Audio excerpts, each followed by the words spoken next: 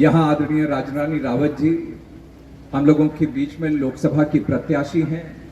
और पहले भी श्रीमती राजरानी रावत जी के लिए पहले भी प्रचार करने का उनके विधानसभा के चुनाव में हम लोगों को अवसर मिला, पहले भी आया। वो यहाँ विधायक के रूप में भी रहे हैं और आज यहाँ बाराबंकी से लोकसभा की प्रत्याशी हैं। मैं विश्वास के साथ मैं कह सकता हूँ, जितनी चर्चा होती है, बातचीत होती है कि यहाँ से कांग्रेस का डब्बा बंद होगा, सपा समाप्त होगी और भारतीय जनता पार्टी यहाँ से विजयी होकर निकलेगी। राजरानी जी बड़ी मार्जिन से, बहुत भारी मतों से यहाँ से विजयी होकर निकलेंगी, बहुत विश्वास के साथ मैं कह सकता हूँ। देखिए, आज पूरे उत्तर प्रदेश में बहुत सारी बातों पे लोगों ने प्रकाश डाला है। मैं ज्यादा लंबा मैं नहीं बोलना चाहता, मैं कुछ बातों पर ही मैं आप सब लोगों का ध्यान में आकर्षित करना चाहता हूं कि विकास के फ्रंट पर आप देखिए तो डेवलपमेंट तो लगातार हो रहा है। सड़कें बनी हैं, बिजली, पानी, नहरें, सब जगह सब चीजें जो लोगों की अपेक्षा थी वो सब सारी चीजें लोगों तक पहुंची हैं। और खास बात यह है कि ये सब सारी चीजें हो जाएं, लेकिन उसके बाद हमारी पहचान, हमारी संस्कृति और हमारी आध्यात्मिक जो ताकत रही है, अगर उस पर कोई चोट पहुंचाता है तो सबसे ज्यादा पीड़ा उस समय हुआ करती है। और भारतीय जनता पार्टी की सरकार में योगी आदित्यनाथ जी यहाँ पर आज मुख्यमंत्री हैं, नरेंद्र मोदी जी के प्रधानमंत्री रहते हुए आज आपने देखा कि अयोध्या में भगवान श्री रामचंद्र जी का भव्य मंदिर बन गया। भव्य मंदिर में, उस भव्य और दिव्य मंदिर में भगवान श्री रामचंद्र जी अपने कुटिया से निकलकर आज अपने मंदिर में आज विराजमान हो गए। ये हम सब लोग देखते हैं। जैसा अभी दिनेश रावत जी चर्चा कर रहे थे कि काशी विश्वनाथ जी में वहां का कॉरिडोर हम लोग देखते हैं, उज्जैन में भगवान शिव का कॉरिडोर वहां पर हम लोग देख रहे हैं। तो अब सबके मन में ये इच्छा है कि अब ये हम लोग 2019 में हम लोगों ने ये वोट किया तो अपने सनातन धर्म को आगे बढ़ाने के लिए नरेंद्र मोदी जी ने ये सारे काम कर दिए और भगवान श्री रामचंद्र जी की का यहाँ प्राण प्रतिष्ठा करके वो वहां पर अयोध्या में मंदिर में विराजमान हो गए। हम 2024 में हम सब लोग जा रहे हैं, तो हम सब ये मंच पर हो, हम लोग चाहे आप सब लोग हो, ये सभी पूरे देश भर के लोगों के लिए मैं कह सकता हूं कि सबके मन की इच्छा है कि 2019 में वोट किया मोदी जी को तो भगवान शिव के लिए और भगवान राम के लिए इस तरीके से कॉरिडोर और भगवान का एक भव्य धाम स्थापित करके वहां पर भगवान की प्राण प्रतिष्ठा करके वह वहां पर विराजमान हुए।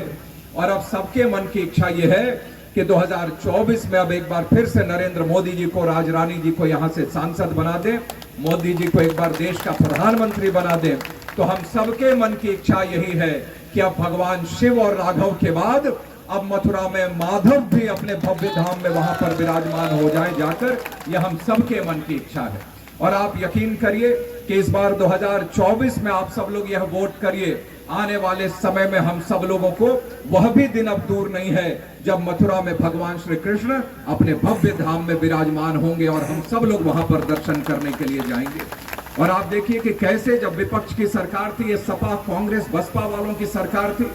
ये सब आज चुनाव लड़ रहे हैं, ये वोट मांगने भी आप सब लोगों के बीच में आएंगे। लेकिन जब आपके बीच में आए तो इनसे विकास की बातें तो आप लोग जरूर पूछिएगा, लेकिन उसके साथ साथ इन सब लोगों से ये पूछिएगा कि ये सब कहीं, ये जब इनकी सरकार थी तो ये जाकर चादर चढ़ाने तो कहीं जाते थे, लेकिन भगवान शंकर के और भगवान राम के, श्री कृष्ण के चरणों में सिर झुकाने से इनको शर्म आती थी, ये उससे बचा करते थे। तो यह सवाल इन सब लोगों से पूछा जाना चाहिए। और इसीलिए ये सब लोगों ने ऐसे हालात बना दिए कि एक जगह मैं चुनाव में मैं गया, हमारे नौजवान मित्र मिले युवा मोर्चा के, उन्होंने हमसे वहां पर, मैंने कहा कि जाइए प्रचार करिए,